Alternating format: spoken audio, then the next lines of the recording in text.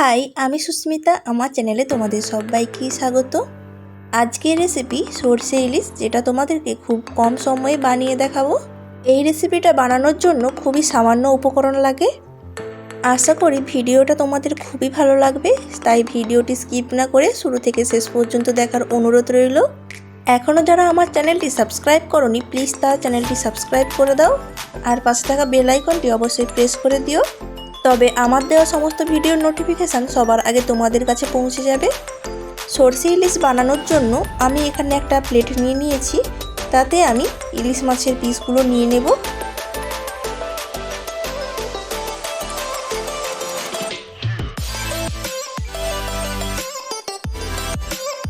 মাছগুলো এখানে ধুয়ে পরিষ্কার করে রেখে দিয়েছি। এবার আমি মাছগুলোকে খুব ভালো করে ম্যারিনেট করে নেব। প্রথমে এখানে দেব পরিমাণ মতো লবণ, হাফ চামচ হলুদ গুঁড়ো, আর দেব সামান্য পরিমাণে একটু সরিষার তেল। সমস্ত কিছু দেওয়া হয়ে গেলে এবার আমি মাছটাকে খুব ভালো করে মাখিয়ে নেব।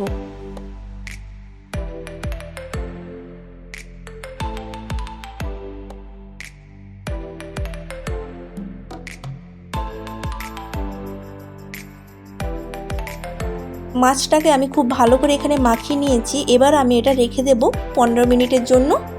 অন্যদিকে আমি এখানে মিক্সিং জার নিয়ে নিয়েছি। এখানে আমি দেব 2.5 চামচের মতো কালো সরষে,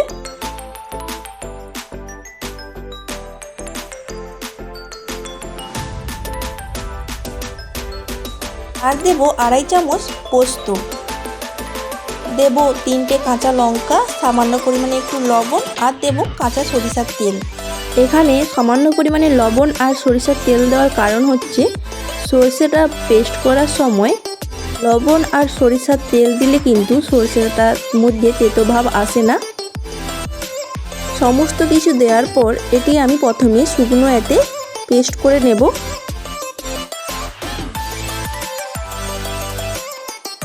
শুকনো এতে পেস্ট করার পর এতে সামান্য পরিমাণে একটু জল দিয়ে আবার ভালো করে ঢাকা লাগিয়ে খুব একটা স্মুদি আমি এখানে পেস্ট বানিয়ে নেব।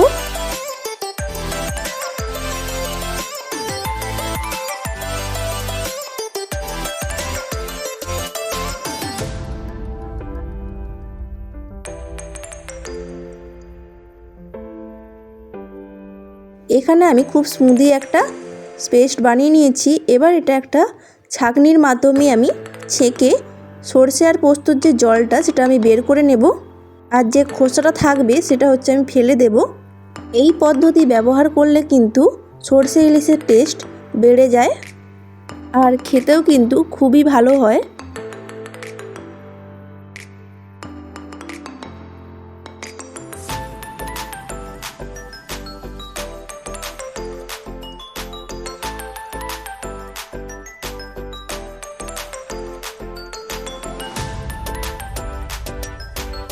খুব ভালো করে কিন্তু আমি এখানে জলটা বের করে নিয়েছি, আর এই খোসাটা আমি এখানে ফেলে দেব। অন্যদিকে আমি কড়াই বসিয়ে দিয়েছি। কড়াই গরম হয়ে গেলে দিয়ে দেব পরিমাণ মতো সরিষার তেল। তেল গরম হয়ে গেলে এখানে আমি মাছগুলো ভেজে নেব। মাছগুলো এখানে খুব হালকা করে ভেজে নেব। কড়া করে এখানে মাছ ভাজবো না। কড়া করে মাছ ভাজলে ইলিশের স্বাদটা কিন্তু বোঝা যাবে না।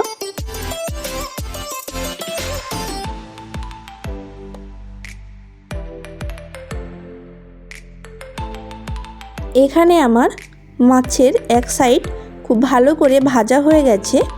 এবার আমি উল্টে অপর সাইড ভেজে নেব।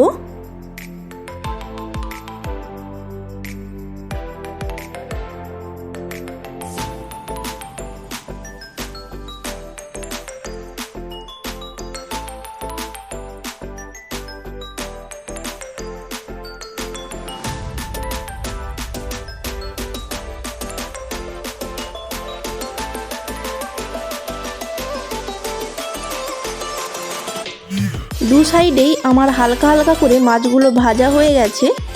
এবার আমি তুলে একটা প্লেটের মধ্যে রেখে দেব।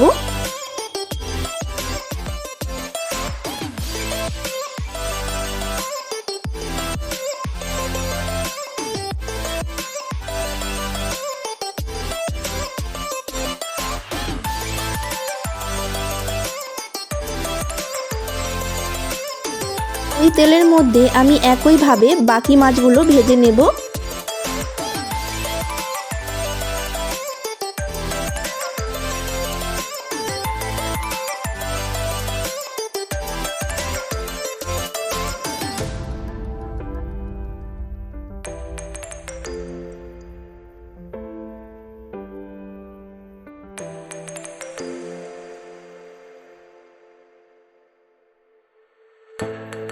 এখানে কিন্তু আমার সমস্ত মাছগুলো ভাজা হয়ে গেছে। এখানে কিন্তু আমি মাছগুলোকে খুব একটা কড়া করে ভাজিনি। ওই মাছ ভাজার তেলেই আমি দিয়ে দেব 1 চামচের মতো কালো জিরে, আর দেব 2টো চেরা কাঁচা লঙ্কা, দেব সামান্য পরিমাণে একটু হলুদ গুঁড়ো। সমস্ত কিছু দেওয়ার পর এবার আমি ছেঁকে রাখা সরষে আর পোস্ত বাটার জলটি দিয়ে দেব।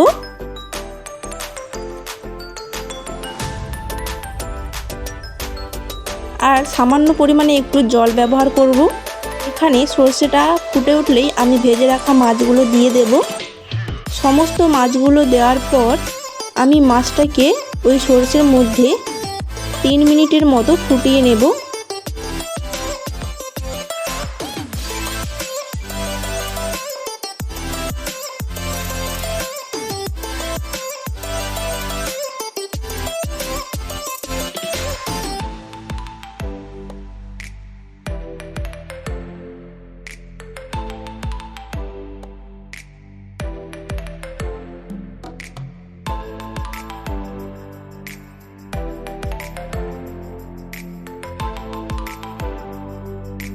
খুব ভালো করে কিন্তু সরষের সাথে আমি মাছটা ভালো করে ফুটিয়ে নিয়েছি।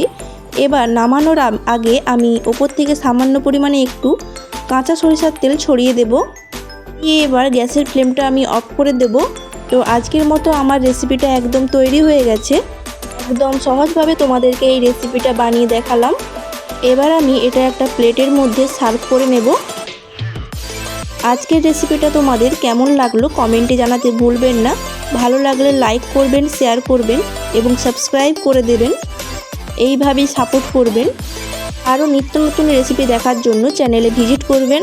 আজকের মতো এখানেই, দেখা হচ্ছে অন্য কোনো রেসিপি নিয়ে। সবাই ভালো থাকবেন, সুস্থ থাকবেন এবং সাবধানে থাকবেন। Thanks for watching guys, by.